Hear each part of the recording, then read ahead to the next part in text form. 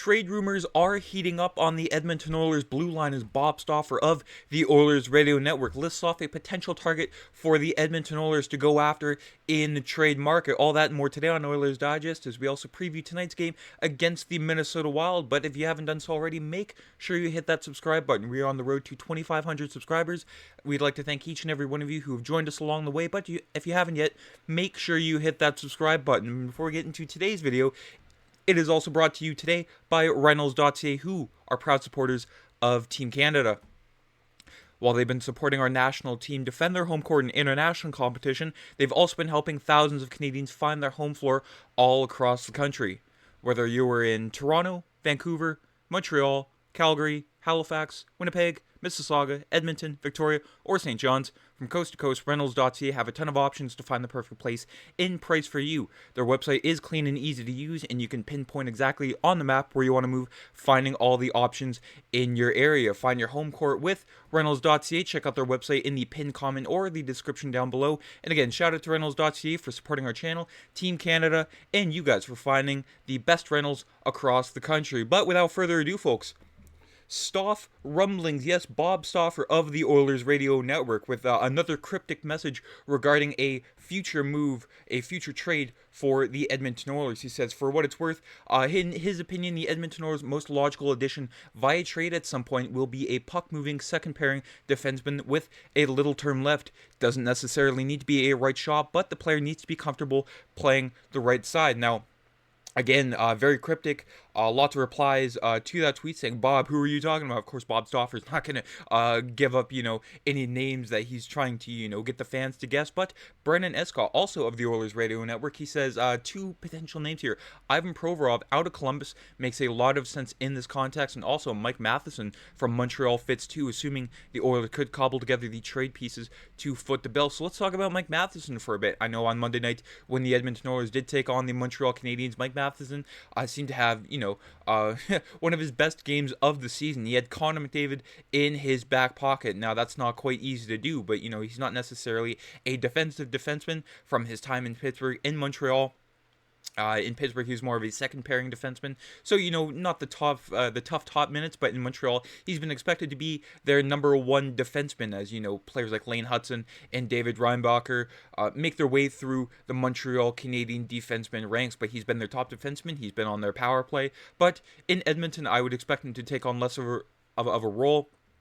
And he'd be a really good fit for the Edmonton Oilers, especially on that second pairing, right beside a guy like Brett Kulak, a Kulak-Matheson pairing. I mean, yeesh, that is music to my ears. But just taking a look at Mike Matheson's stats, I know he's a defenseman, so, numbers aren't everything there.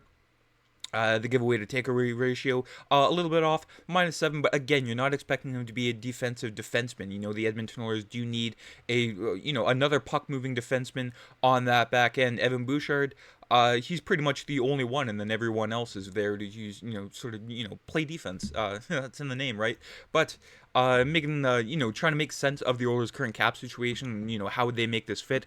Of course, they did call up Drake Kajula today, and they do have 12 forwards on the roster, but just looking at the deadline cap space, I mean, it's not going to be a whole lot. So, looking at Mike Matheson's current contract, it would take some retention for the Oilers, to acquire a guy like him. And it's, it all depends on what the Montreal Canadiens are asking for him. Of course, with his value, as high as it is before he hits free agency, the Canadiens might be asking a little bit too much for what Stan Bowman is offering them. And it all boils down to, how much Stan Bowman is going to offer them when it comes to draft picks or prospects. But with the next free agent whose contract expires this year, I wouldn't expect him to sell the farm. But when it comes to a second pairing defenseman who can move the puck, the Oilers did have one of those. His name was Philip Broberg, but I will never let that one go, folks. They let him go to St. Louis, but for the Oilers, I mean, just looking at these defensive core, minus Darnell Nurse, who is out for tonight's game,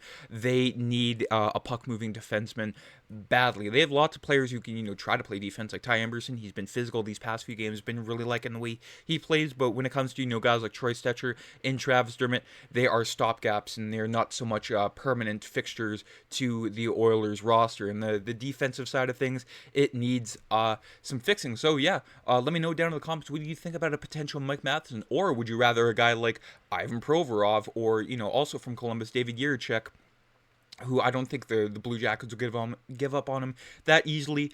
But, stranger things have happened. The Oilers managed to get Matt Savoy from Buffalo when everyone thought he was untouchable. But moving to our next topic, where the Wild things are. Yes, the Edmonton Oilers do take on the Minnesota Wild in the first game of a 2-game homestand, as they take on the Minnesota Wild tonight and the New York Rangers on Saturday night. But just looking at some strange tidbits tonight from Jack Michaels of Sportsnet. He says, strange but true, with a win tonight, the Oilers could gain a share of first place in the Pacific. I know everyone thought the sky was falling in Edmonton, but folks, it doesn't seem to be too bad tonight. I mean, first place in the Pacific, which is an extremely hard division to win, with the likes of Los Angeles, Vancouver, Vegas, even Calgary was up there for a bit, even though they're not that dangerous. But the Pacific, the Oilers, they need to win the division one of these years, because home ice in the playoffs is, it cost them last year, as they had to go back to Florida for Game 7 of the Stanley Cup Finals. So for the Oilers to get home ice advantage, for a couple of rounds, that would be huge. And also, Connor McDavid, 13 days ago, McDavid was outside the top 100 in scoring. He's tied for 13th. I know that seems like he's going supernova, or it's a supernova stat to some, but for me, that's just a regular day for Connor. That is nothing too out of the ordinary, and you can expect to see him in the Hart Trophy race later on down the season, as he always seems to turn it up around the All-Star break. But looking at the lines and pairings from the Morning State, courtesy of Tony Brar of the Oilers TV network, no Victor Arvidsson or Hyman on the ice, so Victor Arvidsson will miss his 4th straight game, and Zach Hyman will miss a game tonight after taking that hit from Nick Jensen against the Ottawa Senators. But just looking here, Vasily Podkolzin, Connor McDavid, and Leon Draisaitl, so the Glimmer Twins next to the absolute hound on the puck known as Vasily Podkolzin, played tremendous against Ottawa. And I would expect them to do the same against the Minnesota Wild again tonight. And the new look second line, Jeff Skinner next to Ryan Nugent-Hopkins, and newest Oiler, Kasperi Kapanen, yes, makes his debut on the second line. And then the bottom 6, Matisse Janmark, Adam Henrique, and Connor Brown. And lastly, Drake Caggiula called up from the Bakersfield Condors next to Derek Ryan and Corey Perry. And on the back end there, Nurse was on the ice this morning. Darnell Nurse was on the ice this morning, but he is not playing tonight. So expect to see him perhaps against the New York Rangers on Saturday night. But Ekholm, Bouchard, Kulak, Stetcher, and Dermott and Emberson round out your defensive pairings. And Stuart Skinner gets the start in net. And Kasperi Kapanen was asked about, how it felt to be on the Edmonton Oilers, and this is what he had to say. He says, it's been a hectic couple of days, but I'm happy to be here finally and kind of get a game right away. I'm just excited for the opportunity. I think I've got decent size, and I think my skating is probably the best attribute I have. He is not wrong about that. So just try to use those as much as possible and bring energy. Just play 100% every game. Like I said earlier, just kind of use my speed and my size and just try to be some sort of factor out there and help this team win. This team is obviously a great hockey team, so I'm just trying to help in any way I can. So very optimistic here from Kasperi Kapanen.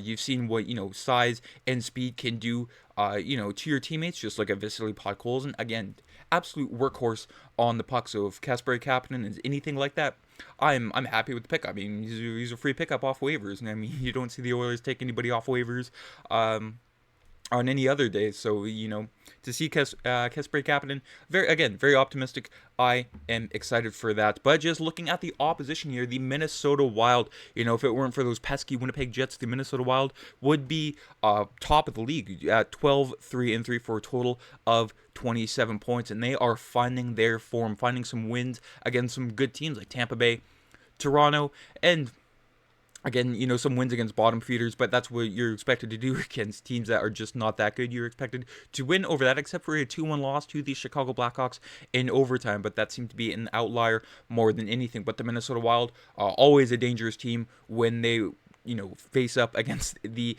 Edmonton Oilers. Just looking at their forwards here, Kirill Kaprizov tied for second in the league scoring. I believe he is second, all on his lonesome in the scoring race there, next to Joel Eriksson-Ek and Matt Boldy. Marcus Johansson, Marco Rossi, and Ryan Hartman. Marcus Foligno, Freddie Gaudreau, and Yakov Trenin. And then their fourth line, Jacob Lauko, Marat Kuznetsov. Those Russian names are always interesting to try to pronounce. And former Oiler Devin Shore making his Minnesota Wild debut on the fourth line. Who knows if he gets a tribute video tonight. We'll have to find. I think he probably will. I like Devin Shore. And then on the back end, Jacob Middleton, Brock Faber, the Wild's new superstar defenseman, Jonas Brodin, Jared Spurgeon, Declan Chisholm, and Zach Bogosian, who is still in the league, grizzled vet playing for the Minnesota Wild. And then in net tonight, Marc-Andre Fleury making his last start in Edmonton, and then you can see he is 16-6, 0-1. Yes, one tie, I do believe, or one overtime loss, when ties were still, Fleury was still in the league when ties were a thing. That is unbelievable. So pretty much like 16-7 against the Edmonton Oilers, with a goals against average of 2.39 and a save percentage of .922, dating all the way back to December of 2003. I mean, he's been in the league for a long time, but we have to give the veteran his flowers tonight, as, again, this is his last start in Edmonton as he rolls up with the Minnesota Wild. And when it comes to the history between the Minnesota Wild and the Edmonton Oilers, folks, look away. The Wild 62 wins, 134 points in 29 road wins all time against the Oilers are the most against any team. I mean, lots of these stats. Minnesota has had Edmonton's number. The Wild are 8-2-0 in the last 10 games against the Oilers, dating back to February of 2020. And then since the 2010-2011 season, Minnesota is 34-11-1 versus Edmonton, and they've won, especially at home. Minnesota's won 6 straight games against Edmonton. This game is at Rogers Place, but they will face off later on at the XL Energy Center. So again, look away if some of these stats scare you, but they scare me especially. But again, anything can happen in the NHL. This might be a game where Stuart Skinner decides to, I'm taking this into my own hands, steals a game for the Edmonton Oilers. He's been known to do that in the past, but it'd be nice to get one of those this season, especially against a team that has Edmonton's number and are rolling through the rest of the National Hockey League. Let me know down in the comments what you thought about the Mike Matheson rumor. Again, it would be very interesting for the Edmonton Oilers to somehow make that work and pick up Mike Matheson and bolster that defensive core. And let me know what you think about the game tonight. Are you excited? I am. I mean, I'm always excited for Oilers hockey. Are you kidding me? Let me know down in the comments. Make sure you subscribe. Enjoy the game tonight. And folks, let's go Oilers.